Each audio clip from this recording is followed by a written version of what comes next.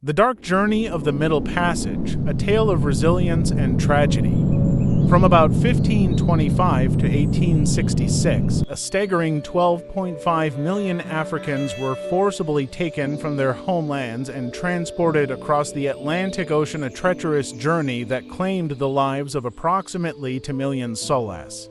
By the turn of the 18th century, European merchants had perfected their grimcraft, constructing ships capable of holding hundreds of enslaved people per voyage. These vessels, equipped with extra portholes for ventilation and mounted weapons to suppress potential rebellions, were transformed into floating coffins, adding more compartments below deck to maximize human cargo. Upon arrival at port cities, enslaved individuals faced a brutal stripping of their identities. They were divested of their clothing and possessions and often had their heads forcibly shaved. The boarding process could stretch for weeks or even months, forcing them to live on deck in a temporary wooden structure built by the crew, all while netting was installed around the perimeter to catch any who might choose death over their grim fate. Once the journey commenced, enslaved individuals were packed into cramped compartments with ceilings as low as 4.5 feet, where most would spend the majority of their horrific voyage. They were segregated by gender, and age-adult men shackled in pairs, women left mostly unrestrained, yet incredibly vulnerable, and children sometimes allowed to roam about the ship. The conditions below deck were nightmarish.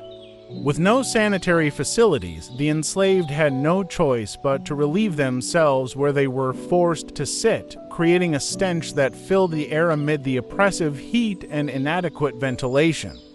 Disease ran rampant, with ailments like dysentery, malaria, yellow fever, smallpox, measles, and influenza inflicting suffering on both captives and crew members alike. Despite the hellish conditions, enslaved individuals spent about 8 hours each day above deck, still separated by gender by a barricade, a reinforced wall meant to protect the crew in the event of a revolt.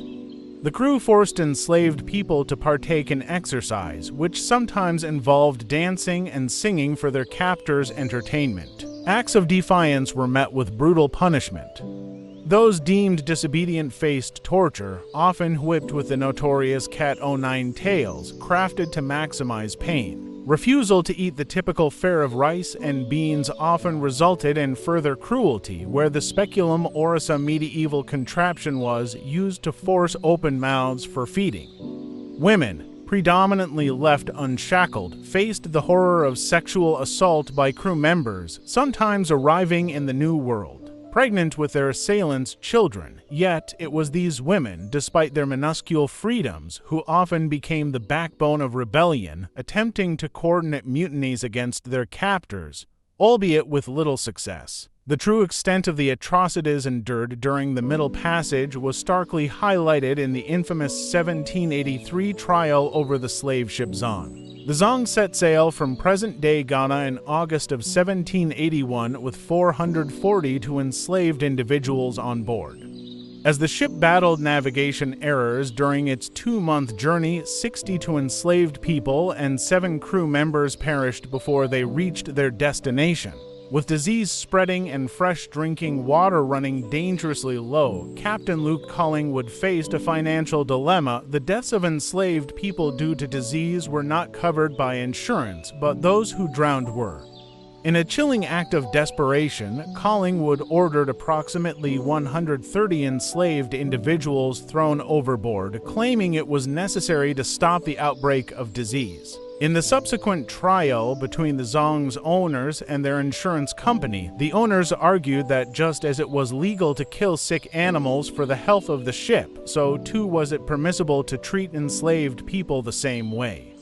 Shockingly, the court agreed. However, this heartless ruling would become the catalyst for exposing the inhumane realities of the Zong, with British abolitionists later republishing the account anonymously illustrating that such horrors could occur on any ship transporting enslaved people. It would take 24 years after the Zong trial for the international slave trade to be outlawed in both Great Britain and the United States.